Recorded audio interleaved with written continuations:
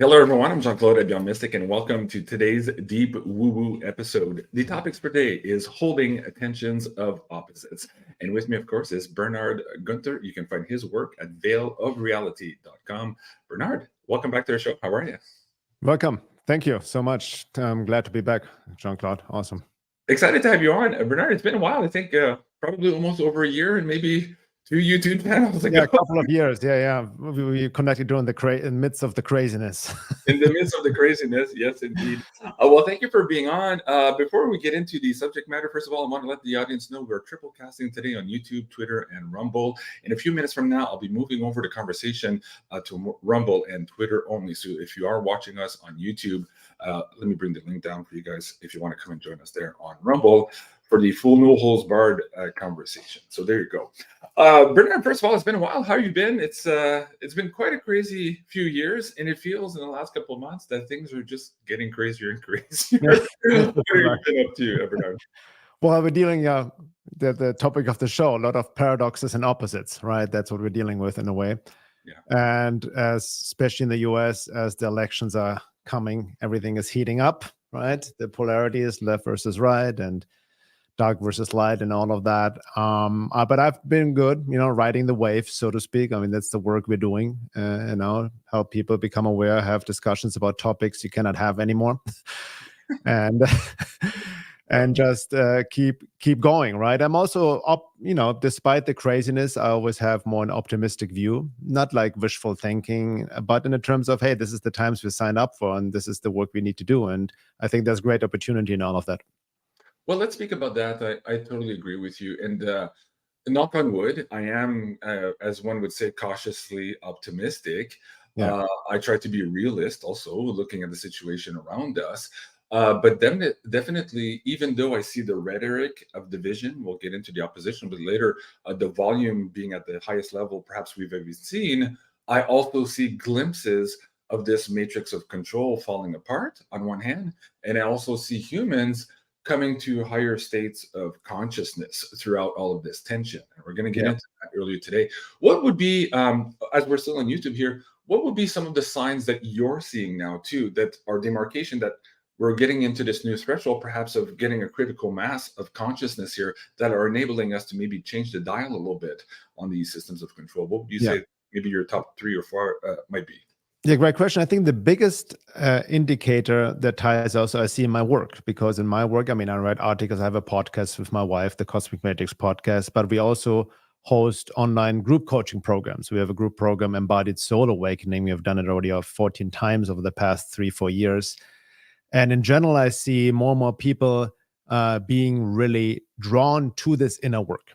What I'm saying by that, people realize, I see more and more that there's only so much pointing the finger at the outside world, blaming the world, getting information, getting like conspiracy hangover, and getting lost in black pill doom and gloom territory and the craziness. And I think more and more people do realize, hold on, who am I? What's really going on? My own stuff, psycho-spiritual work, my own shadow, my traumas, all this stuff is coming up for people more and more, gets triggered, right?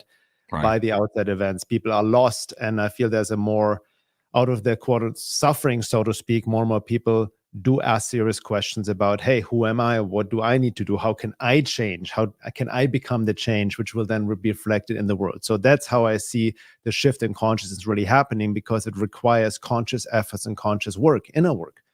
And especially combining both psychological and spiritual work. So that's what I see on the positive side, right? With all the calming down, as I always say, over the past 4 years with this attempted enslavement of humanity, there's a paradox, there's a silver lining. It did trigger an awakening, right? But it's a potential for an awakening, but we still need to do the work, because awakening is not simply just by being aware on an informational level of how we think the matrix works. The change needs to happen within. So on a positive note, I see that happening, that people are more and more sincerely engaged or drawn to this necessary inner work.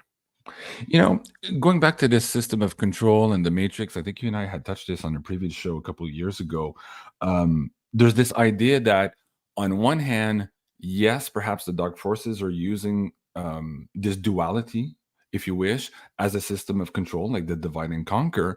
But on the other hand, humans, although they have the opportunity to use and to rise from that, they might also use that as a defense mechanism to maybe not do the inner work or the shadow work. And that's where Exactly. ultimately your sole direction in your path lies, whether or not you're going to embrace that reality and that power within and that self-mastery. I just noticed in the last, so this, I think it's my fourth year, maybe a little bit longer. And I find that in the first year, and maybe up until the second year of my YouTube channel, my whole goal but for doing this was to bring the opposition, right? To listen to the other side, to grow, to understand why the other side was thinking the way they were thinking. And to some extent, I achieved doing that. But at the time, I got a lot of flack for it in the first Yeah. couple of years. I would have a lot of my subscribers say, "Hey, so and so said so and so, but you invited this guy and he said the contrary. JC, I can't stand it." Yeah. Right? So we had a lot Yeah. of that. I find that in the last couple of years, that's calmed down a little bit, and I think the audience members are a little bit better at holding the tension of opposites. So I'm really happy to see that momentum, but it was hard fought for sure for the first couple of years. Why do you think that is? And have you noticed that also, that transition in the last Yeah. couple of years of you doing your work?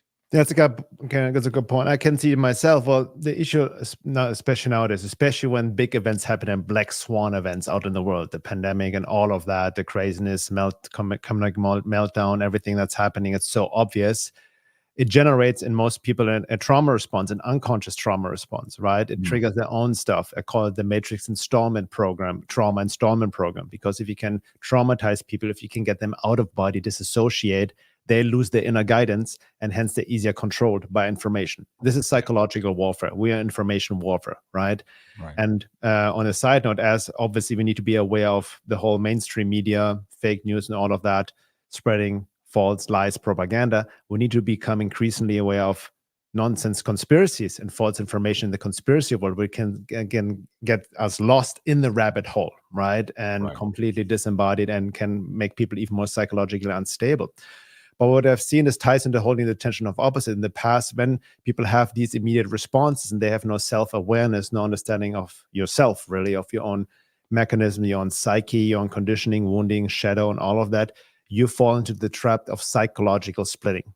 Now, psychological splitting is also a term based on Carl Jung's work, which means it's a very infantile state. It's like a little child. You regress to a little child where you can see only thing as all good or all bad, right? First, mommy is like, you love mommy and everything, or daddy, and then she doesn't give the toy and like, I hate you, like you hate your mom, right? So kind of like that. It's kind of like that. And that's I've got 3 teenagers. I know what you mean. You know that, right? Exactly. Like you fall into the it's a part of the development, right? They kind of to find the autonomy and all of that. It's normal process when you are a little child. But we are still like adults in child suits, so to speak, or children in adult suits, so to speak. So a lot of people, especially I've saw in when they go seek truth, fall into psychological splitting, meaning oversimplified black and white thinking, and that's what you experience. I have the same thing. When I quote somebody, there's a truth in the quote, like, but this guy said this over there. You know what I mean? Like they're trying to find they're so desperately looking for a savior figure who has all the right answers. And the moment some person says something that may be wrong or off or they don't agree with, they throw it, as I like to say, the baby out with the bathwater. There's lack of nuance, right? So because it's either black or white for them, when really the reality is more a shade of gray, right? Exactly. And even the truth of the matter, from a universal divine perspective, absolute evil does not exist. Right? Absolute evil cannot exist. You see that beautiful in the yin and yang sign, where there's a white dot and the black, and a black dot and the white, right? And all that. But we easily fall into psychological splitting. I've done the same. Like many years ago, 6-7 years ago, I wrote an article about Elon Musk as the Antichrist, the technocratic Antichrist, transhumanist agenda, and really painting him as this evil figure, this wolf in sheep clothing and all of that, right? And looking back, that was a very oversimplified black and white view, because I can see now actually, hey, it's more nuanced. Yes, he's still a materialist. Yeah, Neuralink, transhumanism, he's kind of involved in that. But he has done some quote unquote good things with free speech and all of that. Interesting how he stands up against the woke left and all of that. So there, it is more nuanced, right? We need to get out of this very black and white view. And even within the movement, I see so many people like throwing out the baby with the bathwater. If like, for example, David Icke, I really he has helped me a lot in my awakening process. I really appreciate him on a formation level. I think there's some lack in the inner work, and there's some projections. There's a bit of doom and gloom, which I don't agree with it, and all of that, and some things he says. But that doesn't negate anything else I'm online with, right? And similar with me, I may have some views people disagree or might be completely wrong about as well. I'm not enlightened. I'm not omniscient. But we need to get out of this black and white view. And I think that's part of the process. And you cannot become more nuanced if you are not really more engaged in the inner work. Become more self-aware. Because when you fall into the trap of psychological splitting, is what you do. You project your own unconscious shadow, your own disowned parts on the other side, right? And want to get rid of it. And that's the trap. When you really identify with one side and want to get rid of the other side. And that's madness. That's just only strengthens the other side, so to speak, on a metaphysical level. Absolutely. Okay, guys, we're 10 minutes in here on YouTube. I want to invite you to join us on the Rumble feed. Let me bring that link in the live chat one more time. Also, guys, in the description box of this video, I've put 2 links. The first one here to the Cosmic Matrix podcast here on Veil of Reality. And there, you're looking for episode 130. How can we heal this polarized world? One thing that was interesting, listening to this also, was that I think it was a quote from your wife who said, with respect to Carl Jung, this is not for everyone, right?